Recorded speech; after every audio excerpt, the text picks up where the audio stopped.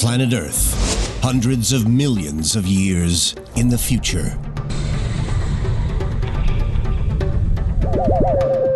Intergalactic explorers return to their home planet in search of signs of ancient civilizations. They find a planet that has changed beyond recognition. Gone are the familiar continents that we know today.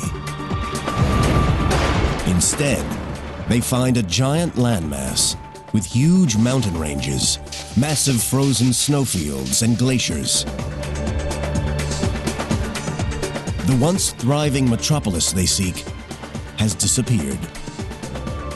A few broken remnants are all that remain, crushed and buried beneath tons of rock.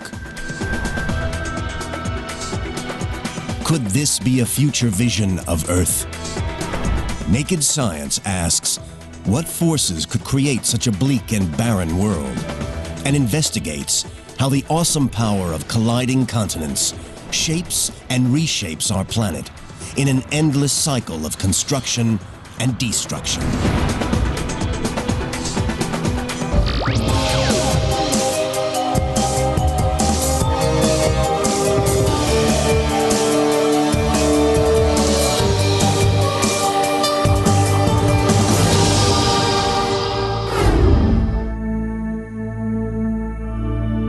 Our world, the Earth. From space, it's easy to see the distinctive pattern of land that makes up the continents: North America, South America, Africa, Antarctica, Europe, Asia, and Australia. Giant landmasses separated by oceans that stabilize the environment with hospitable weather patterns, suitable for civilization and cities to evolve and prosper.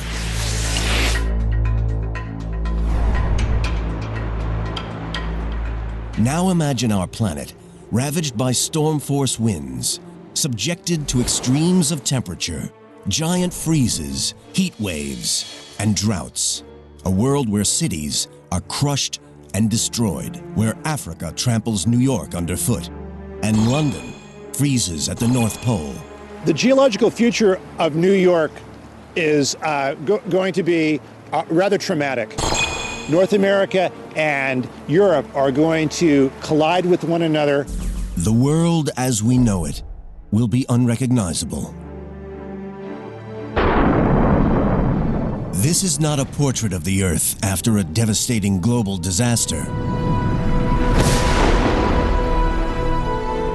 This is how nature will shape our planet many millions of years in the future.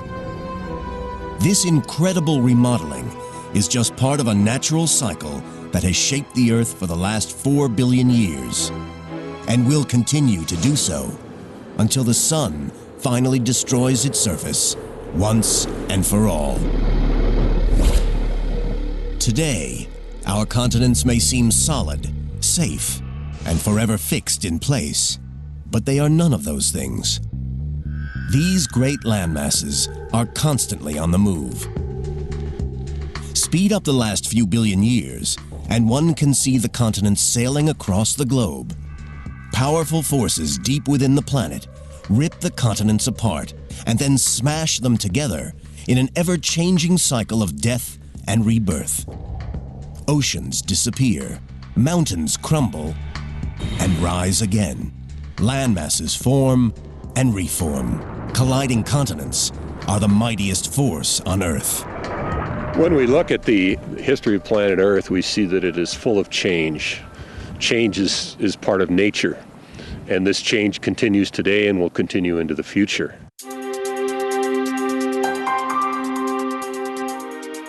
To understand how the continents shape our world, we must first travel back in time to the very birth of the Earth. 4.5 billion years ago, the Earth is created from the debris left over from the formation of the Sun. Dust and debris collide and clump together. Once these clumps grow into objects about half a mile in diameter, they create enough gravity to attract more material. Slowly, these clumps grow into as many as 20 planets. As these new planets orbit the Sun, they begin to collide.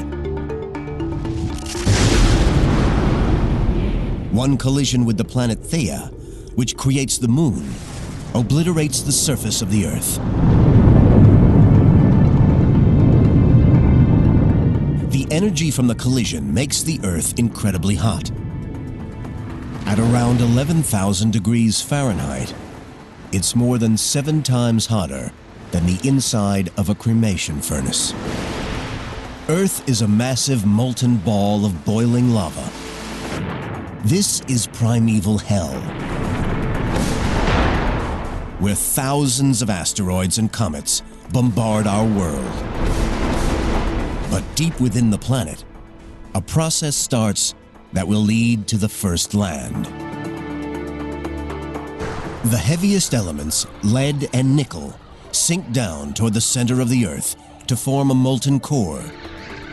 The lighter elements, including oxygen and silicon, rise toward the surface, where they erupt in volcanoes of molten rock.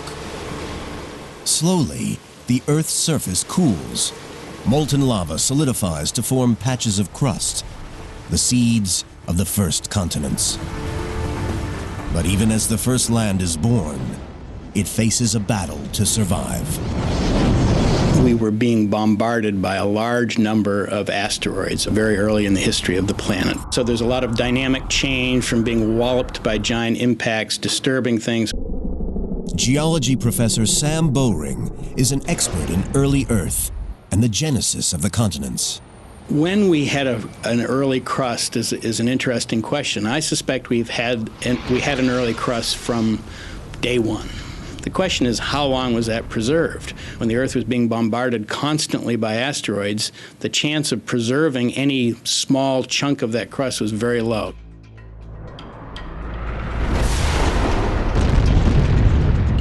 The relentless bombardment destroys the new planet's crust almost as soon as it forms.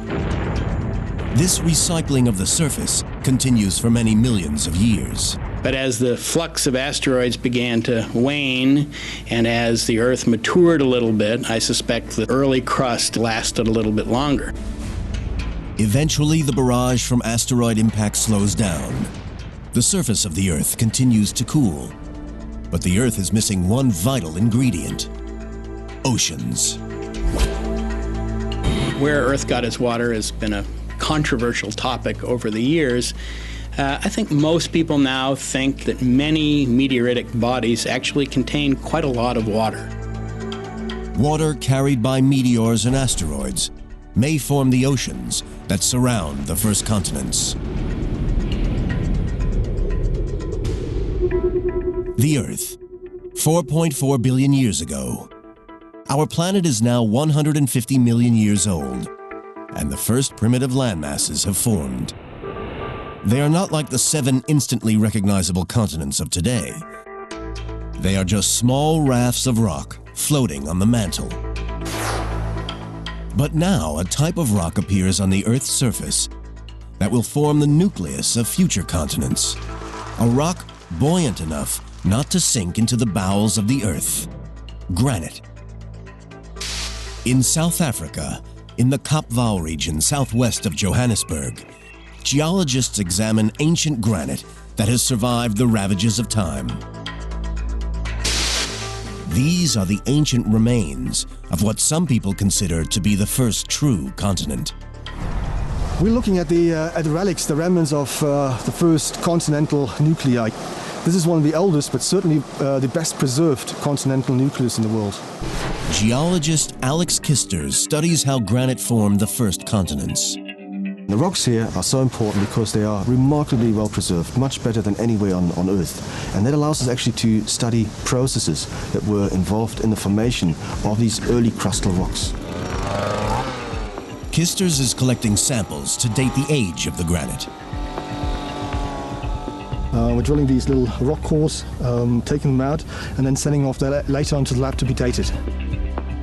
Dating rocks is a complex process because over long periods of time, the minerals can break down and reform into new rocks. Scientists look for an ingredient of rock that is tough enough to withstand the test of time. The answer is zircon, a crystal that is made inside molten rock as it solidifies. Even if the rock is destroyed, the zircons are durable enough to survive.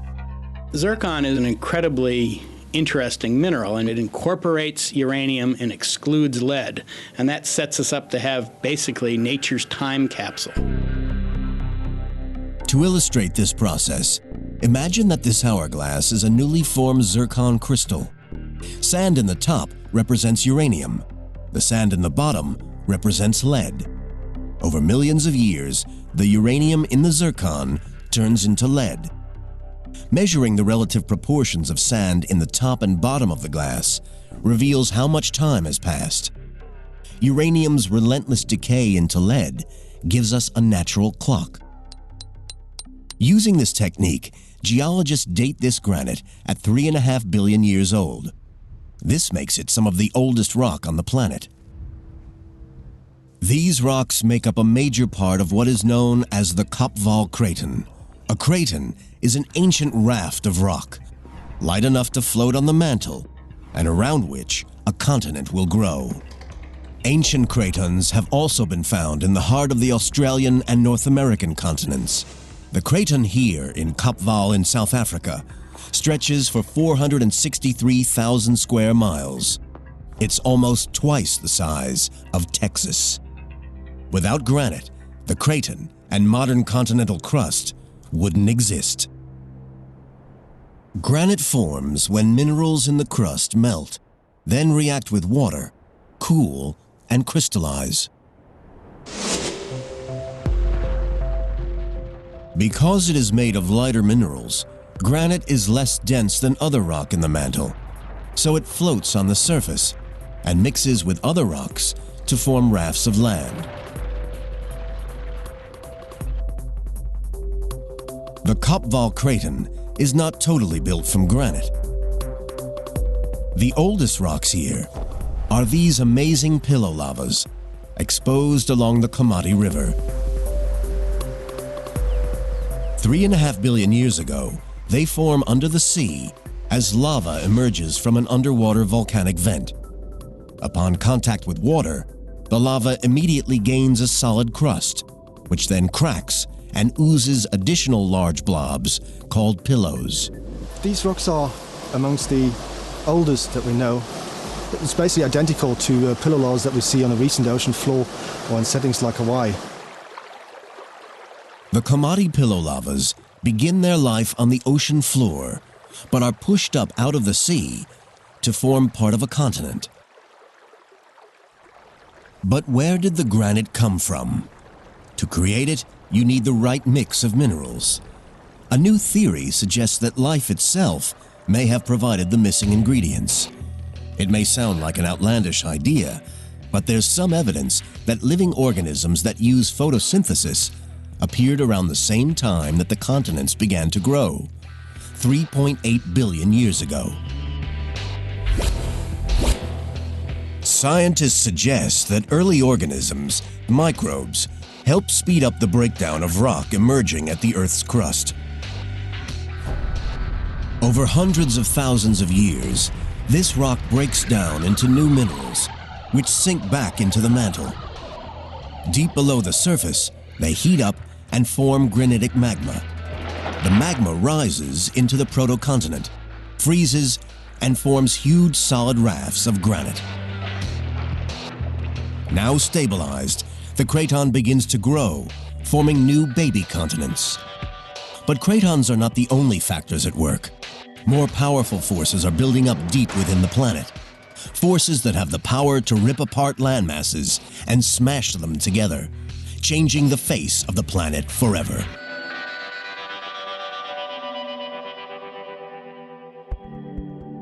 Four and a half billion years ago, the Earth forms. For many years, it is bombarded by asteroids and meteors. Slowly, the molten planet cools, and small landmasses form around cratons of granite rock. Massive forces from deep within the planet rip apart and smash these small proto-continents together as they grow into the large landmasses we see today. The surface of the Earth, the crust, is made up of a giant jigsaw of interlocking pieces called tectonic plates. The separate plates themselves sit on the mantle, the layer between the crust and the Earth's core. Although the mantle is made of rock, the heat and pressure deep down mean it's flexible enough to allow the plates above to move up to several inches a year.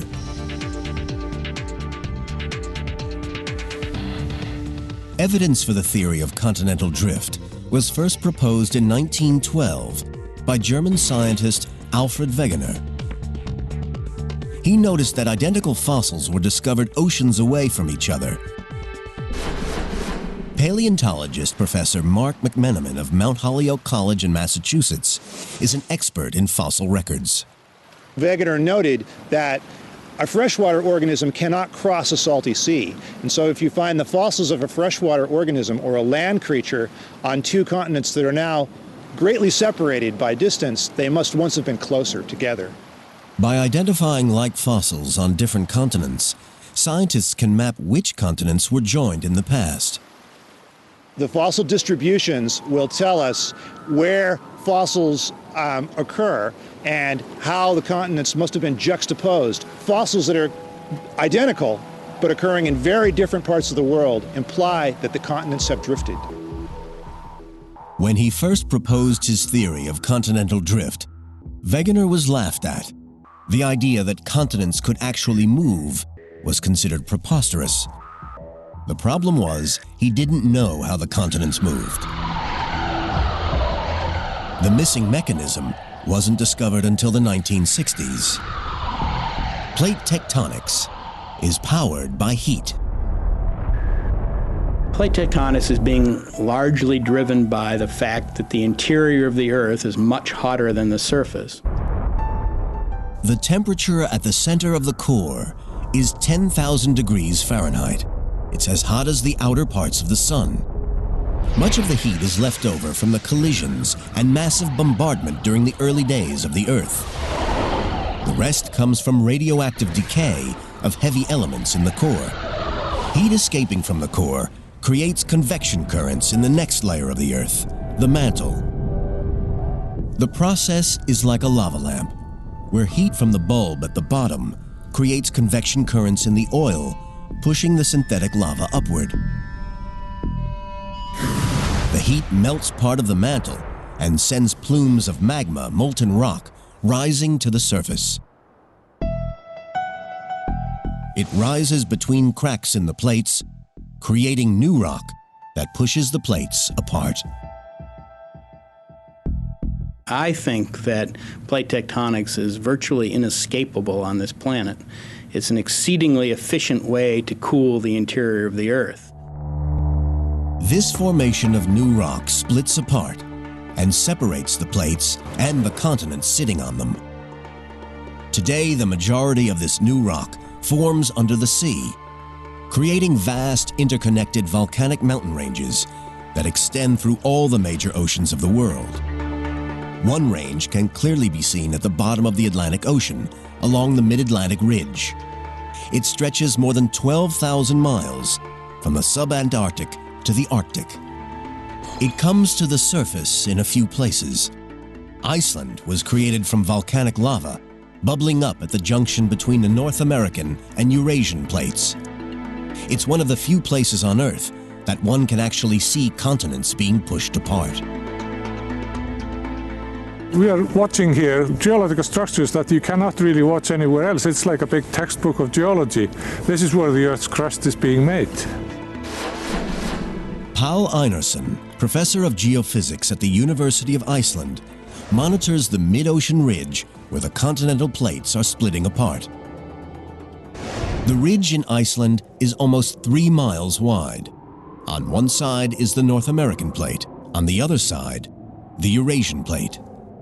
The rift here grows as new rock forms at its center, pushing North America and Europe away from each other. The Atlantic Ocean widens, and the two continents drift apart. Eventually, the Atlantic could become as big as the Pacific. To measure how fast they're splitting, Einarsson takes global positioning system readings at specific points along the plate margin. We put the antenna right on top of the point, and then we can calculate the exact position of this point in the world with respect to the center of the Earth. Although the ridge appears calm and there's no magma rising to the surface, Einarsson's measurements show that the two continents are drifting apart by around an inch a year. So by the end of the century, Europe and America will be almost 8 feet further apart. The movement in Iceland is typical of the processes shaping the continents since their birth 4.4 billion years ago. It's part of the great cycle of the Earth's continents. The new crust, created at the mid-ocean ridge, moves away, cools, and eventually sinks back into the Earth. When the first proto-continents formed, there were several interconnecting tectonic plates, constantly bumping and grinding against each other, pushing the new land over the planet. Today, the Earth has over a dozen plates, some colliding together, some moving apart. They are powerful enough to move a continent the size of North America over 3,000 miles in 200 million years. That's 15 miles every million years.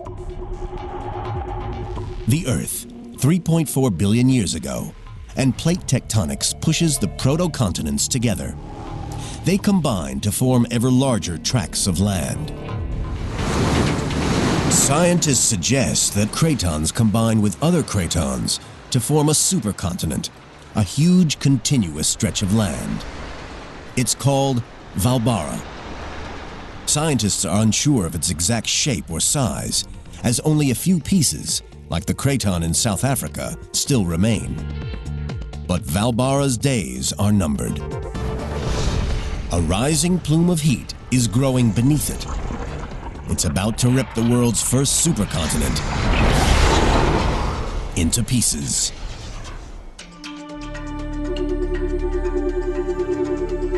$2.7 billion years ago, Valbara, the world's first supercontinent, still dominates the planet. But plate tectonics, powered by heat from the Earth's core, is about to split it apart. Rock is a good insulator. When a continent gets very large, the rock traps heat beneath it. As it gets hotter and hotter, a plume of superheated magma builds up beneath the giant continental mass. The temperature continues to rise, and pressure in the mantle increases. Eventually, the crust can no longer contain the pressure, and the hot lava breaks through, ripping the land apart. You can see this process happening today in Africa. Heat from the Earth's core is ripping the continent apart. A giant rift valley runs from the Red Sea down to Mozambique. Giant cracks are opening up in the land. Volcanoes, like Kilimanjaro, mark spots where molten rock have risen to the surface in the past. In 10 million years, the eastern half of the continent will have split away. The molten lava trapped beneath the giant supercontinent of Valbara eventually smashes through the surface rock. The continent ruptures into several smaller pieces. These bits of land sail across the Earth. But nobody knows what happens to them or what the planet looks like at this time. The Earth is entering the Dark Ages. It is over 2.5 billion years since it was formed. It will be over 1 billion years before another supercontinent forms.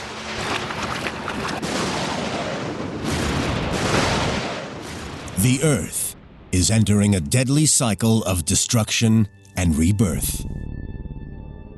The theory of continental drift suggests that we go through cyclic phases of continental dispersion and then continental collision. And the continents then seem to move apart from one another and then collide with one another over maybe 100 million year or more time scale. When a large continent splits apart, the separate pieces travel away from each other, pushed by the creation of new land at the ridge between plates. Because the Earth has a constant surface area, the same amount of land created must be absorbed into the Earth. This process happens at subduction zones at the junctions of plates. At a subduction zone, crust dives down into the mantle to be melted to form new rock. When the plate subducts into the Earth, it brings two pieces of land together. When they collide, a new supercontinent starts to form. It is now 1.1 billion years ago on our timeline, and the next known supercontinent has formed. Its name is Rodinia, and it holds almost all of the continental rock on the surface of the Earth. Still, no one knows exactly what it looked like, but at its heart is an area that will eventually become North America. 350 million years later, the cycle of annihilation and creation starts again as the buildup of heat beneath the surface of the Earth tears Rodinia apart.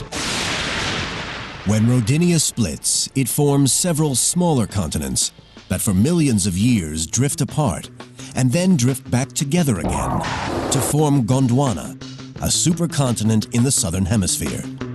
Eventually, after several 100 million years, Gondwana slowly splits apart. Plate tectonics pushed the land back together to create the world's last supercontinent. It's a huge landmass known as Pangaea. All the continents we know today are here, joined together. Geologists are able to plot the continents' relative positions because 350 million years ago, there are numerous species on Earth, each living in distinct regions. This specimen that I have right here is the first trilobite that was ever described from what is now the United States. It is exactly the same type of trilobite that occurs on the other side of the Atlantic Ocean in North Africa. So we know then that the trilobites in the old and new worlds must have been close together because they're so closely related. The fossil records show that North America and Europe rest next to one another. The land where New York now sits is next to Morocco in North Africa. The Atlantic Ocean does not exist. The east coast of South America nestles against the western coast of Africa, while Australia, India, and Antarctica are joined to the southeast of Africa. If we want to look at a picture of the world 250 million years ago, we're going to look at a world in which a four-footed creature could walk from one end of this landmass to the other. Pangaea is one giant continuous landmass. It not only makes the world look very different, it also has a dramatic effect on climate. Because much of the land is located far from the sea, the climate of the interior changes radically from season to season. It gets very hot in the summertime and extremely cold in the winter. You don't have the moderating influence of the ocean that we have today. So it's a very different world. And it's a world that in some ways is harsher and less hospitable, at least to life on land. It's thought that the climate change caused by Pangaea's formation may have played a role in one of the largest mass extinctions on Earth. This event, known as the Permo-Triassic mass extinction, wipes out about 90% of all life on Earth. It's been called the mother of all mass extinctions. I would consider that the formation of Pangaea, with its climate worsening effects, to be a contributing factor, however, and not the sole cause of the mass extinction. 250 million years ago, and the supercontinent of Pangaea is breaking up. The continents we know and recognize today begin to take shape. Over the next tens of millions of years, South America drifts away from Africa, North America away from Europe. Australia splits off from Antarctica, and heads north to warmer climes. The positions of our continents are becoming familiar, although their distinguishable features are not. The world's vast mountain ranges, the Alps and Himalayas, and its great valleys, like the Grand Canyon, are yet to form. They will emerge out of one of the biggest battles in nature, the battle between colliding continents.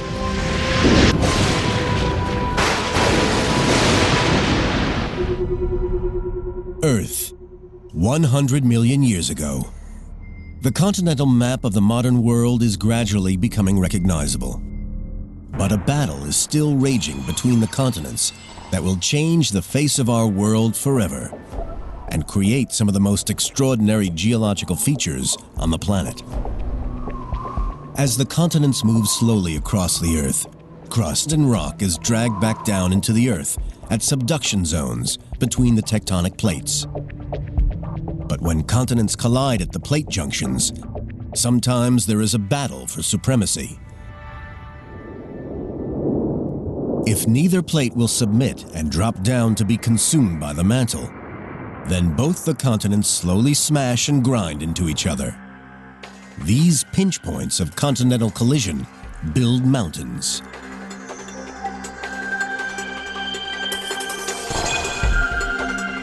The Alps are the largest mountain range in Europe. Higher than the Rockies, the Alps stretch from France in the west through Italy, Switzerland, and Austria to Slovenia in the east. Their formation is a direct result of a continental collision between Africa and Europe. The story of the Alps begins when the African plate breaks away from the South American plate. It starts moving toward Europe. Without the plate movement, there wouldn't be any mountain on this planet. Professor Gerard Stamfli of Lausanne University in Switzerland studies the processes that built the Alps. The African and Eurasian plates start to move toward each other, trapping a third, smaller Iberian plate between them. The three plates collide. The Eurasian plate is pushed downward into the mantle, chopping off the Iberian plate. The Tethys Sea begins to close. As the Eurasian plate grinds underneath the African plate, it pushes the Tethys Sea floor and part of the Iberian plate 600 miles north and many thousands of feet into the air. Rocks that started life on the bottom of the ocean end up at the top of the Alps. Quite fascinating to imagine that if you are on top of the Matterhorn, you're actually staying on top of Africa. For geologists, Africa stops in the Alps. Over the next 100 million years, the continents continue to smash together. New mountain ranges start forming around the globe. The largest, the Himalayas, form as the Indian plate charges northward toward the Eurasian plate. It moves at 2 inches per year, lining up a head-on collision. The movement of the Indian plate leads to a clash between two giant continents and creates some of the highest structures ever to exist on Earth. The incredible power of continental drift not only builds mountains, it also sculpts one of the world's most recognizable landmarks, the Grand Canyon in Arizona. The Grand Canyon is a great scar on the surface of the Earth. Geologist Ron Blakey has been studying the canyon for over 30 years. It's just a wonderful place to come face to face with planet Earth. The Grand Canyon is 277 miles long and up to 18 miles wide. At its deepest, it stretches down for over a mile. The gorge exposes the interior of the North American continent. It's like looking through the pages of a book. Each layer tells a story about the past. One of the really neat things about Grand Canyon is as we go up the walls of the Grand Canyon, it's just like going through a time machine. Layer upon layer of rock reveal the geological history of North America, from present day to 2 billion years ago. The deeper you go, the older the rocks. By studying the layers, Blakey can piece together the history of the canyon. He finds some of the most interesting evidence at the very top: fossils of ocean creatures. Wow, this bed's the jackpot here. What we have is an extraordinary example of a Permian seafloor. The most important thing it tells us with respect to the Grand Canyon is that this area had to be near sea level when these rocks formed. Now it's 7,000 feet above sea level on the rim of the Grand Canyon. So something had to happen. Either the sea had to fall 7,000 feet, and we're pretty sure that didn't happen, or this landscape had to be uplifted 7,000 feet. We're pretty sure that happened. 250 million years ago, the canyon starts to form as a result of a collision between the Pacific and North American plates. They collide with such force, the North American plate thrusts more than 2 miles upward. What was once seabed rises over a period of 15 million years to form a vast plateau far above sea level.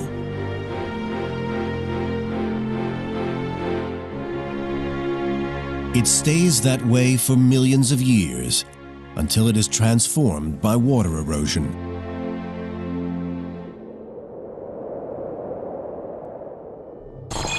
Six million years ago, several hundred miles south of the canyon, plate movements open up the Gulf of California to the sea. For the first time, small streams in the Rocky Mountains could empty into the ocean. So if we're starting a stream at 14,000 feet in the Rocky Mountains and carving down to sea level, and the Grand Canyon just happens to be in the way, the Grand Canyon's going to get cut out. These streams merge to form what is now called the Colorado River. It cuts down through the land, heading toward the Gulf of California. It took a river to carve the canyon. The water has carved down through the rocks layer by layer by layer, removing material out of the canyon and leaving the great void that sits behind me. The Grand Canyon is a testament to the awesome power of the continents in shaping our world. Back on our journey, tracing the birth and death of the continents, it is now 20 million years ago. 2,500 miles south of the Grand Canyon, another plate collision is about to take place.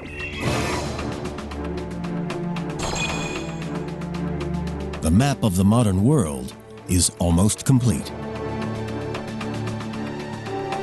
At this time, water flowing freely between the Pacific and Atlantic Oceans still separates North and South America. Over many millions of years, the Pacific plate begins sliding under the Caribbean plate. The pressure causes underwater volcanoes to erupt. Some explode with such ferocity that they create a range of small islands between North and South America.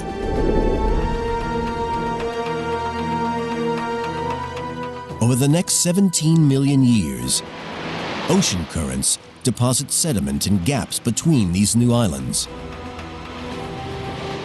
Gradually, the sediment builds up and compresses to form land bridges between the islands.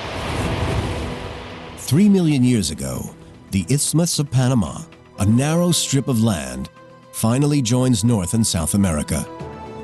It separates the Pacific and Atlantic Oceans. The flow of water between the two stops, and ocean currents must take new routes. This causes yet another change in the climate of our planet. It changes the movement of warm seas around the globe, disrupting weather patterns, possibly pushing the planet into an ice age. Many species are wiped out. The continents as we know them today are formed, creating the nice, hospitable environment for human civilization to evolve and thrive on planet Earth. But how long will it last? The forces that power plate tectonics are still active and will tear our continents apart once again. They will build a new world, one that may trigger another mass extinction and push humanity to the brink of annihilation.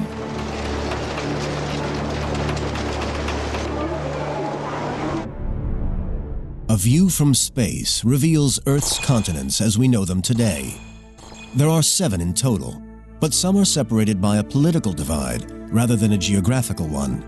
Africa-Eurasia is a supercontinent comprising of Africa, Europe, and Asia. It stretches from the Siberian Plateau in Russia to the Cape of Good Hope in South Africa. A spectacular route across 3 continents, incorporating dramatic climate change, vivid scenery, and diverse cultures. However, Africa-Eurasia isn't the only supercontinent on the planet. Because the Panama Isthmus links North and South America together, they too can be thought of as one vast landmass. And if the Bering Strait between Russia and Alaska were to freeze over, it would be possible to walk from Cape Horn in South America to the Cape of Good Hope in South Africa. A journey of around 25,000 miles. But this won't always be possible, for powerful forces deep below the surface continue to send the continents hurtling across the globe. A process that started at their birth 4.4 billion years ago, and one which will continue long into their future. What we're observing at the moment is only a snapshot of the Earth's global cycle that has been undergoing for the last 4.5 billion years probably, and will be undergoing, even if we're not around anymore.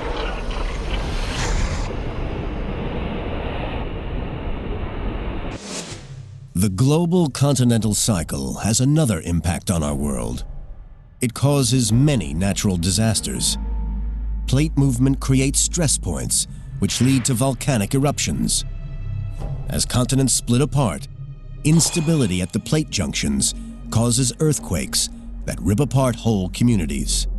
This one, on October 8, 2005, in Pakistan-ruled Kashmir, killed nearly 75,000 people and left up to 3 million homeless. And when plates subduct into the earth, their death throes produce devastating waves. The 2004 Indonesian tsunami is just one demonstration of the terrifying power unleashed when plates move. Such natural disasters are part of the continental cycle, and they're not going to stop. Plates moving is something we have to live with. There's nothing we can do about it. It's going to happen. There are going to be big earthquakes in California. There's going to be a lot of damage. There's going to be loss of life.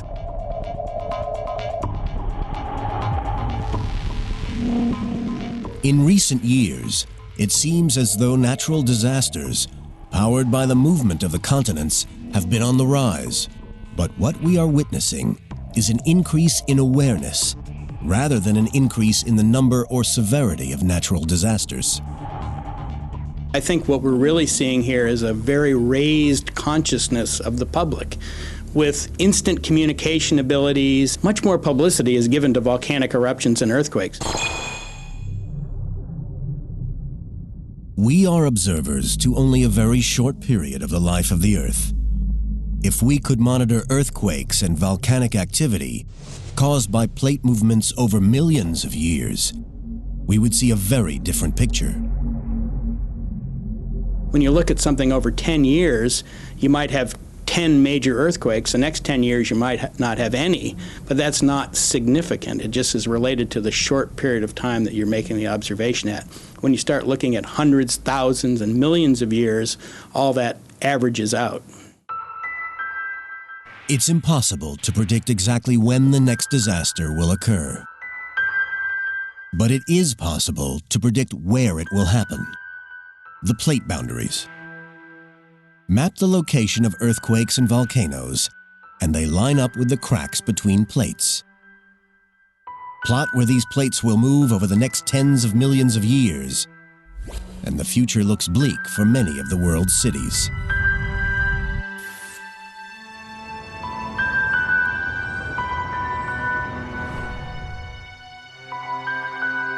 So what will our world look like in the future? 50 million years from now, the Atlantic Ocean will widen, pushing New York further away from North Africa.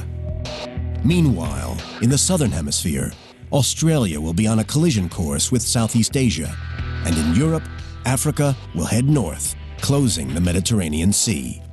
A new mountain range will form where Italy and Greece once stood.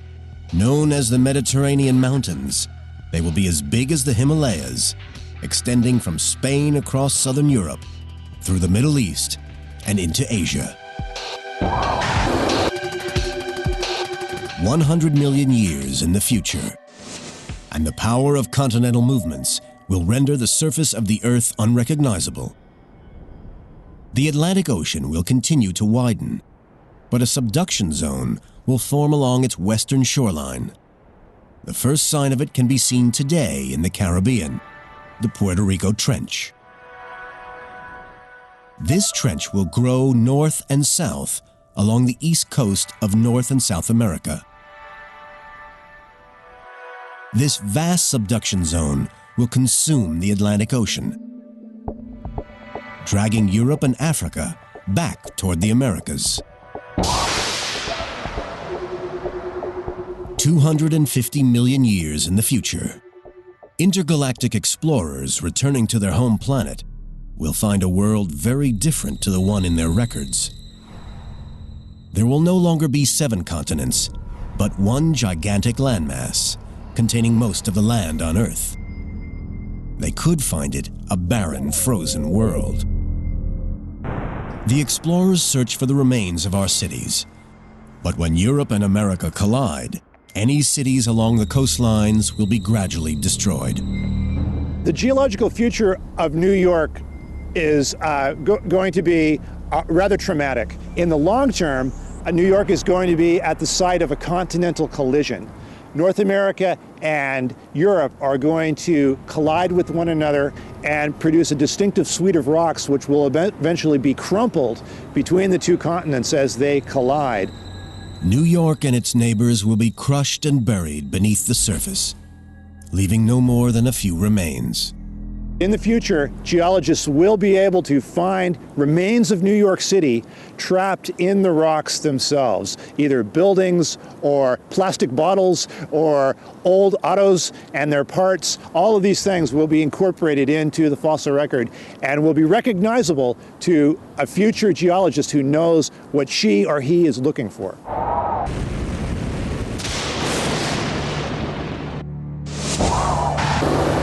Because of its similarities to past supercontinents, this future landmass is called Pangaea Ultima, the final Pangaea. Nearly all the landmasses in the world will be joined together. Pangaea Ultima will probably experience climate extremes, freezing winters and scorching summers. This deadly weather could have devastating effects on all life on Earth. The implications for the human race are interesting to speculate about.